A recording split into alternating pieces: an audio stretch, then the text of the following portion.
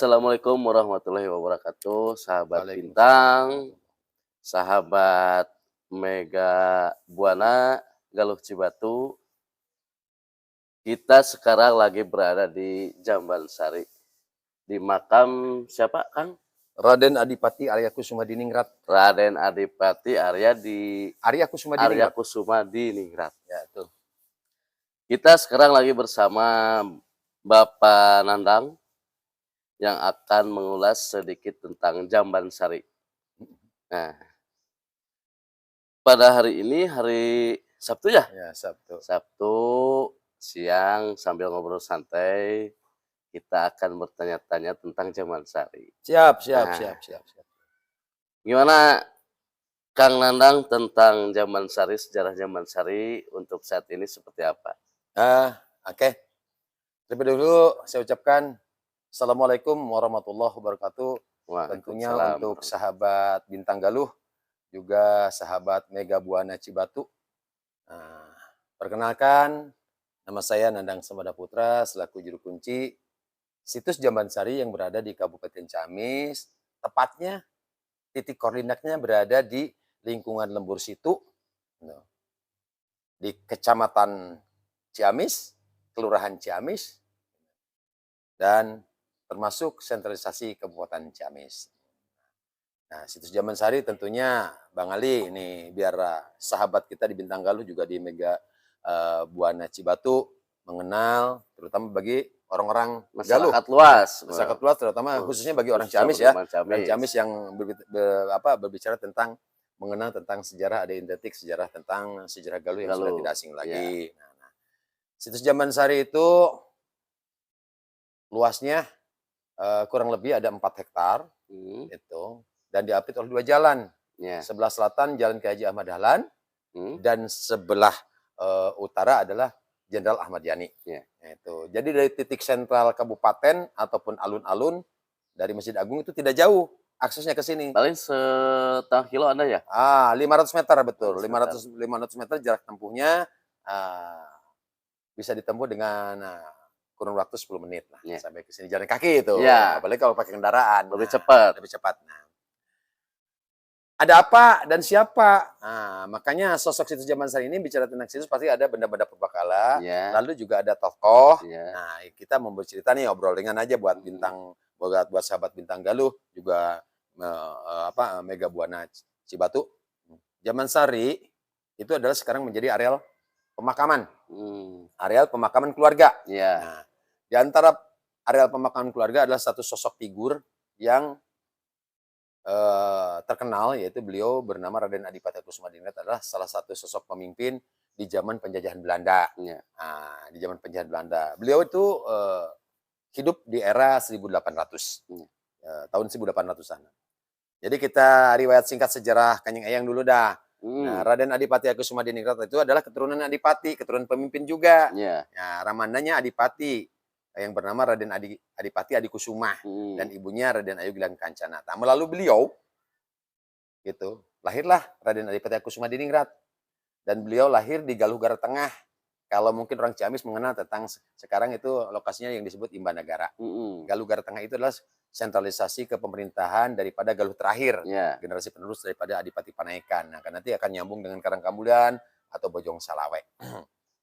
Raden Adipati Kusumadiningrat lahir di tahun 1814 di Galuh Gara Tengah. Nah, dari ibundanya yang bernama Raden Ayu Gilang Kancana. Kepemerintahan kita dulu di zaman penjajahan Belanda itu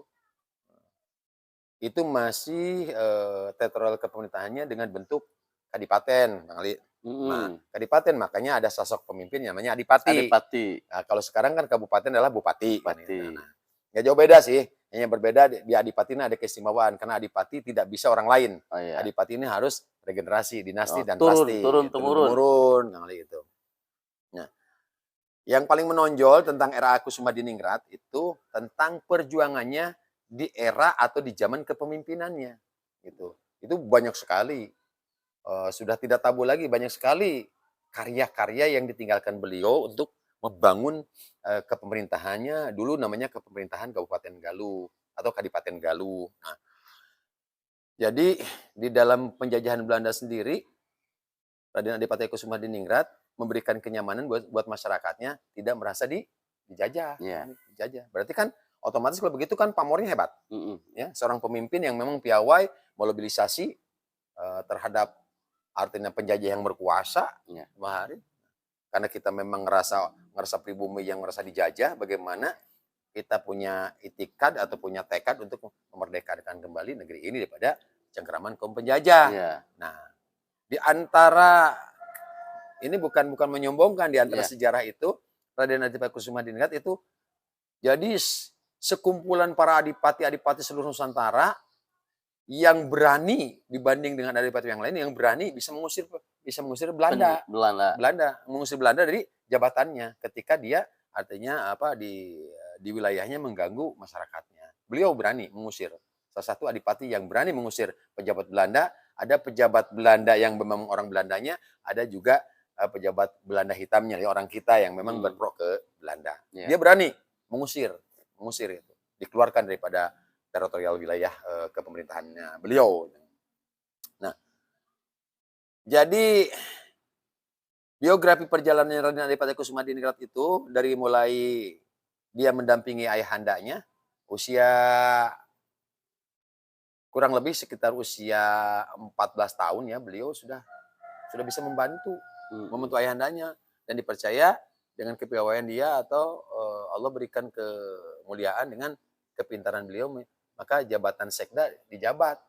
Sekda itu sekretaris sebenarnya, sekretaris. Nah, beliau menjabat sekretaris ayahandanya gitu. Itu. Dan juga setelah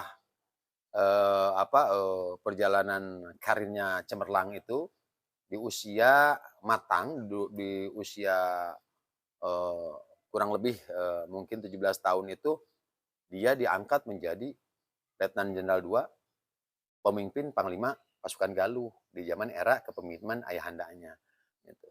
Nah, terus meningkat itu karir di dalam kecemerlangan karirnya beliau sebagai sosok pemimpin yang sudah dilihat. Dia punya sosok pemimpin oleh ayahandanya, sudah dilihat bahwa dia mempunyai karakter sebagai pemimpin yang handal, yang kuat. Nah, udah ketahuan gitu. Dari kecil aja sudah ketahuan. Maka di tahun 1839 beliau diangkat menjadi adipati ataupun pemimpin menggantikan ayahandanya Raden Adipati Adikusuma. Nah, beliau lahir di 1814, diangkat menjadi adipati di 1839 dan beliau wafat di tahun 1886. Kalau 86 dikurangi 39 berarti 47 tahun Bang Ali. Dalam kurun waktu panjang 47 tahun beliau memimpin Kabupaten Galuh atau Kadipaten Galuh ini dengan cemerlang. Artinya banyak karya-karya beliau, termasuk beliau itu adalah seorang pemimpin yang multi talent. Sebagai instruktur dari seluruh instruktur untuk memajukan kepemerintahannya sendiri. Nah, yang salah satu bahwa beliau ini adalah alim ulama yang bersembunyi di balik jabatan adipati. Nah, inilah di belakang kita nih makomnya nih, Raden Adipati Kusumadiningrat. Ini adalah bangunan makam dan kita berada di wilayah pemakaman keluarga Raden Adipati Kusumadiningrat yang dinamakan Situs Jamansari. Kenapa saya bilangin alim ulama yang bersembunyi dalam topeng jabatan? Gitu. Beliau tidak memperlihatkan sisi penampilan sebagai alim ulama jumhur atau kiai yang besar. Nah, Raden Adipati Kusumadiningrat dididik oleh guru besarnya itu Raden Natarja, dan sekaligus guru besarnya Ramandanya juga gitu ya. Dan dia itu menjadi keluarga Raden Natarja itu yang punya nama panggilan itu Raden Bagus Satariyah, karena dia adalah Bagus Satariyah. Karena dia ahli agama dalam Thariqatul Satariyah. Satariyah. Itu makamnya yang ada di Gunung Galuh. Ya. Persis belakang Akau Motor. Nah, itu betul di situ. Itu kelompok atau pemakaman artinya ayahanda dan ibundanya beserta keluarga besarnya Kanjeng Eyang Prabu Adipati Kusumadiningrat di sana di Gunung Galuh. Pernah ke sana? Pernah. Nah, di sana nanti akan ketemu namanya Raden Nataraja ataupun Raden Bagus Satariyah. Itulah guru spiritual keagamanya. Dan beliau diutus dari Cirebon. Jadi nggak asing kalau berbicara tentang Thariqah Satariyah. Thariqah Satariyah, Thariqah Qadariyah itu akan bersandingan. Nah, itu bicara tentang syiar dakwah perjalanan sang wali Allah dari Cirebon. Tentunya leluhurnya itu yang bernama Syarif Hidayatullah. Di antara 9 wali itu.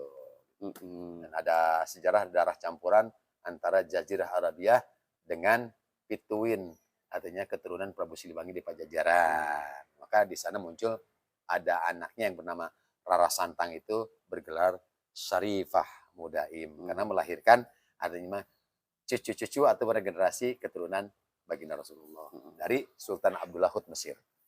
Nah, barusan udah mengulas sedikit tentang Zaman Sari. Kan di sini banyak makam-makam nih. Iya, iya. Boleh diterangkan atau boleh kita jalan sedikit ke sana? Boleh nggak? Mungkin nanti kita terangkan dulu di sini Oh, dan iya. kita bisa shoot. Nah, Iya. sebetulnya yang paling utama adalah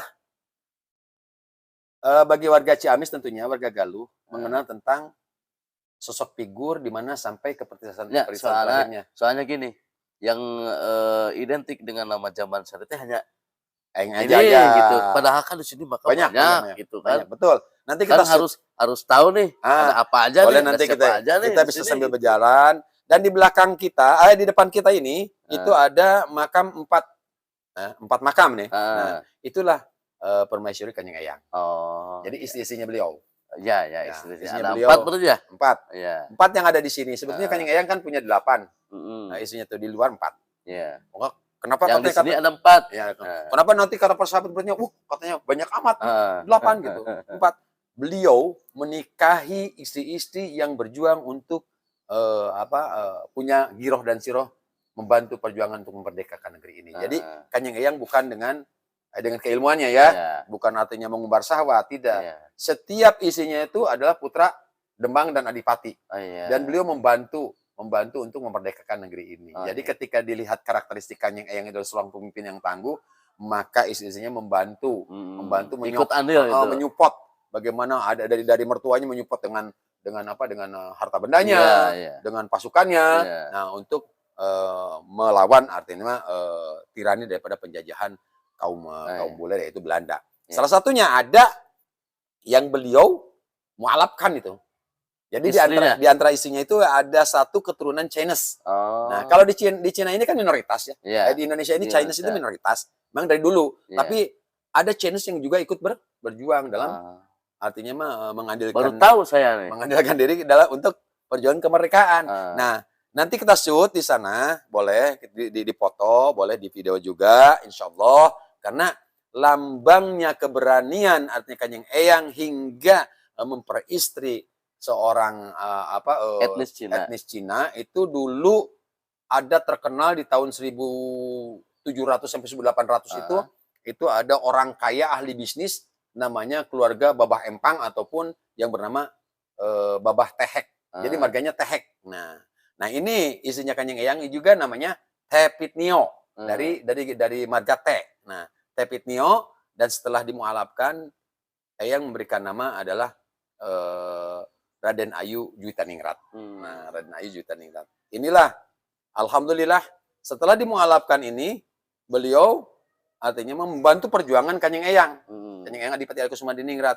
Nah, dan banyak keturunan ras Cinanya itu juga masuk menjadi Muslim. Oh, gitu. Salah satunya nanti kalau kita jalan-jalan ada